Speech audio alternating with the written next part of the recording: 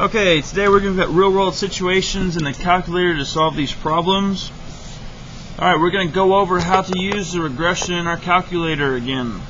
First thing you should really do when we're starting this is we are going to clear the calculator. Again, to clear the calculator, second plus 712, enter.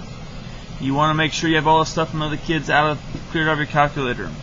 Anything that can be reset so you don't have anything wrong in there. What we're going to do is we're going to use this table and we're going to look at the equation it's going to give us. What we're going to do is we're going to go into L1 and L2 in the calculator and the stat, and those are the columns we're going to plug in there. So in my calculator, I'm going to press stat and I'm going to edit into my stat. L1 is going to be -2, 1, 3, 5. Then I go to the other side. -22, 11, 23, 27.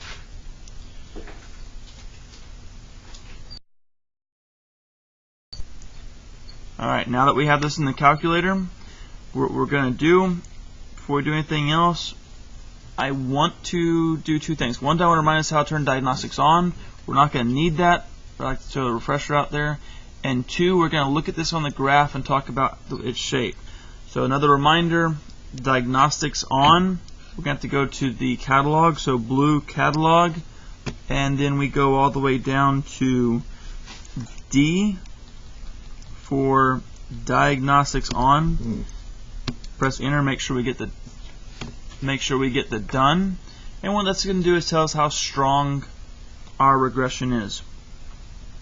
Once we have our diagnostic on, let's look and see what this looks like on my graph. Right now there should be nothing in your graph. What we're going to do is we're going to turn that stat plot on. So we're going to press blue, y equals, and I want this plot 1 on. Press enter again. Press enter again there, turn it on, and then now I'm going to tap graph. Still can't see anything. The reason we can't see anything is these values aren't on here. So once we put the stat stuff in, if you go to zoom and you go all the way down to zoom stat, because we're messing around in stat, and press enter, you'll go ahead and see those. What we have with this, we see that the curve in our previous units, we would get these and it'd basically be on a straight line. You can tell these curve, and if I looked at this and I kind of continue this pattern, I have something that looks like this. If I continue that pattern, it'd probably come back down like that, and that would be our quadratic. So this is going to be a quadratic regression instead of a linear regression. To do a quadratic regression, by the way, you don't have to do this every time. If you know it's going to be a quadratic, you can skip this so you don't see what it looks like. We're going to go back to stat to do the regression, and instead of editing, I already have my information in there, I'm going to go over to calc. We want quadratic regression, because it's now quadratic, not our linear regression we've been doing in the past. So quadrag, enter.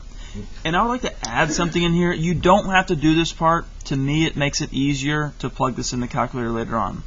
We're still going to press enter, but when we get to the store one, the store reg equation, store reg EQ, I'm going to show you how to put whatever we get into here, and it'll automatically put in Y1.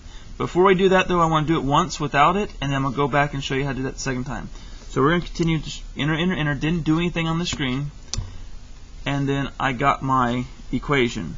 It says my A value is -1, my B value is 10, and my C value is 2. That is, and it shows you where A and B and C should go. So it would be -x² plus 10x plus 2. But I do want to also want to show you this r squared. The r squared shows us that it's 1. That means this is a perfect regression, which means all these points are on our regression we made. So I'm going to go to y equals. I don't see that equation y equals. I'm going to show you how to put that in here into the y equals screen. Again, there's my graph. Doesn't show up there either. So let's go ahead, let's go back to stat, go over to calculate. We're going to go back to our we're going to go back to our quad regression, and we're going to go down to the store. In this store, we're going to press this VARS key, VARS. We're going to press that. It has VARS and YVARS. We're going to go to the right one that says YVARS, and we're going to go to function. And you notice here for my functions, it has my y1, 2, 3, 4, and all that. And I want to put this into y1, so I'm going to press enter. So the only change we've made here, instead of having all these blank, we have y1. And what this is going to do is whatever we get, this information here that we got last time, it's also going to put it in y1. Enter, enter. Okay, same screen we got the first time. Hadn't changed. -1, 10, 2, r squared value still 1. But now when I press y equals, look what happens. That is in there. There's -1, the 10x, and the 2. You will notice when you put this in the calculator, we know this is 2, it showed 2, but if the calculator rounded to, you know, the cajillionth place, whatever this is, it'll put that in there. You don't have to, I mean, you could delete that if you want, or leave it, it doesn't matter. So there it is.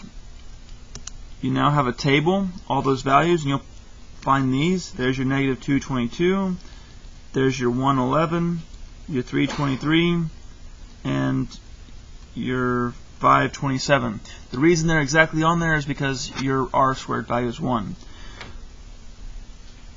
Also, we look at the graph, and if you notice, our graph now shows up and it goes through all the points.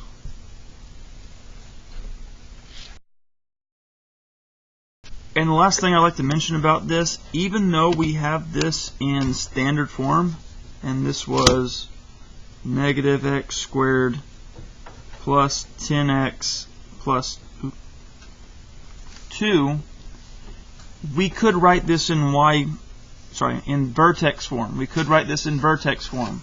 You don't have to, but sometimes it might help you to put stuff in vertex form. So just like we did in the warm-up, you could put that in vertex form and have y equals whatever it is. I don't know what it is, so just wanted to leave that last note on here.